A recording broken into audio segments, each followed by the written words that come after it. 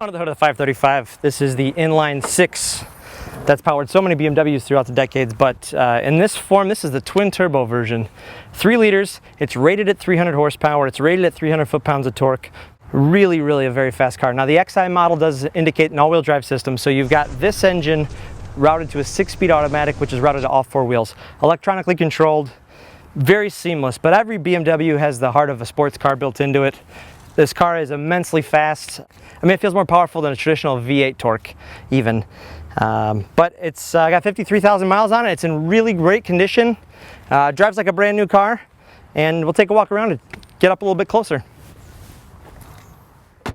This car does have 53,000 miles on it. Take that into account. All original condition. The whole front end really is in excellent condition. There are stone chips. I mean, the car hasn't sat very long. Obviously, you can see a couple here. I don't think you're going to be able to see anything on the camera, unfortunately. But on the front here, you got pop-up sprayers for the headlamps, which are an adaptive xenon headlamp. So they actually steer with the car through the dark in the middle of the night. Here you got the Goodyear RSAs, which are the OEM tire for this car, 255/50 R17 all the way around. Not a ridiculously large tire, but with this kind of power and all-wheel drive, you really don't need it. But look at that blue paint.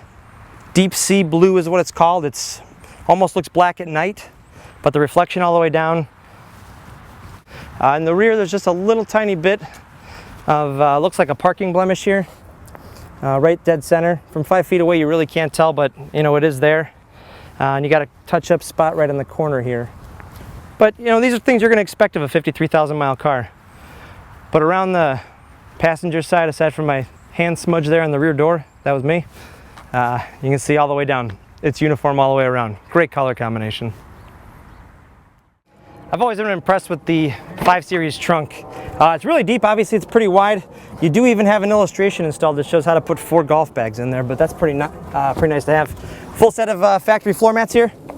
You've got your roadside kit up here, as they call it, your first aid and fuses and fuse diagram and all that. And then below the floorboard, there is the untouched spare tire. Very luxurious, as you'd expect of a BMW, but look at this interior. It's very light. I think it really complements the exterior and kind of gives it a contemporary touch. But dropping myself in, I'm a 6-footer. These seats tend to be infinitely adjustable. You can drop them super far, you can raise them super high, so you can be like 4'8" and probably like 6'10" and comfortably drive this car. But you got a power tilt and telescope steering wheel here. Heated power tilt and telescope steering wheel, might I add. Automatic setting for the xenons up front, but the luxury continues right to the door panel. And got the power window switches, obviously, but you do have power folding exterior mirrors. As any BMW, you'd expect the driving position is going to be all business, and it really is. Everything falls readily at the touch, very symmetrical. Your driving position is fantastic. You sit up high, the visibility is great, the mirrors are fantastic. But these seats really are designed to cushion you for a very long time. Sport style steering wheel, 3-spoke, multi-function. You do have Bluetooth functions if you pair your phone, which I have my phone paired here. You also have voice command that's attached here, but customizable functions with these 2 buttons. And you do have 2 computers that are set right within the gauge display here. You can see the date and time there, and then it'll go through some of your efficiency metrics. Automatic wipers. Hit it once, it'll just confirm that the system is on, but the green light will illuminate to show you that. Push button ignition. Up top here, you're going to find the iDrive display. Now this will control your climate customization as well as your entertainment functions and communication. So we'll go to the phone function there. You can see I've got my phone paired. You can see all my contacts have been stored directly within there. So I won't give you everybody's information there, but as you can see there, pretty neat. Entertainment, you have a number of functions here. FM, AM, weather band. CD, which there's no CD in the CD player right now, and also an auxiliary function in the rear, which is a jack that you can plug your iPhone or any other sort of audio device in if you so choose. Below that, dual zone climate control here. Just set it to your favorite temperature, keep it on auto. Below there, DTC, that's your dynamic traction control system. Got heated seats for the front occupants and your power trunk release. And if you look above my head here, it's a one-touch power moonroof. Look across this interior. This seat looks as if it's never even been sat in. Actually, the rest of the car looks as if there's not been much mileage done. But if you look at this, they changed the shifter. It's kind of a more dynamic function for a shifter here. Just to hit park, you just literally hit the button at the top, but there's a button on the side here that's going to allow you to push forward to go into reverse.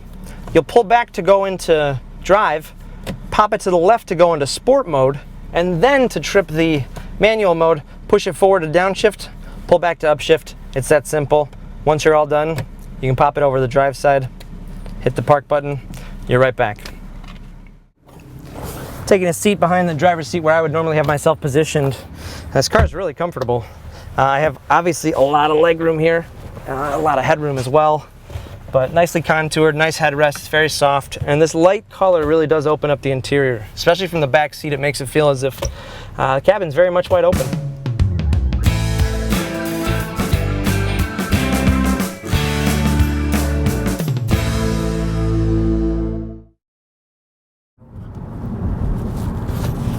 It's been a little bit of time since I've driven one of these twin turbo 6-cylinder Beamers, and they are, I don't know what other car to really compare the power to.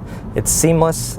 Twin turbo setup actually is sequential, so you really don't hear or feel the turbos.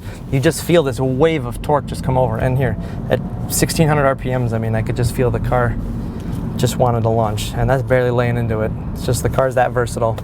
But think of all the hats that this car wears. You've got an all-wheel drive sedan, you've got a 5-passenger luxury car, you've got a car that does roughly 5.1, 5.2, 0 to 60 with all-wheel drive, so it's a drama-free experience. We're averaging, according to the car here, 24 miles per gallon on our drive here today. And I think that's really, really remarkable, considering you've got a car that will probably out-accelerate most of the sports cars you're going to come across today, as well as probably any other luxury sedan you're going to come up on this side of a AMG Mercedes-Benz. And how often does that happen? Even then, those are still two-wheel drives, so you still might get the launch. You never know. I'm very impressed with these cars, and all BMWs really do have the soul of a sports car built into them. And wow, I just still can't believe how powerful this thing is. Just can't believe it. Nice and smooth, just holds a turn. But you can't even really hear it. We're actually pulling really hard here. But I'm just laying into it. It's 4,000 RPM, let off and shift, and 65 miles an hour. It's a slick car.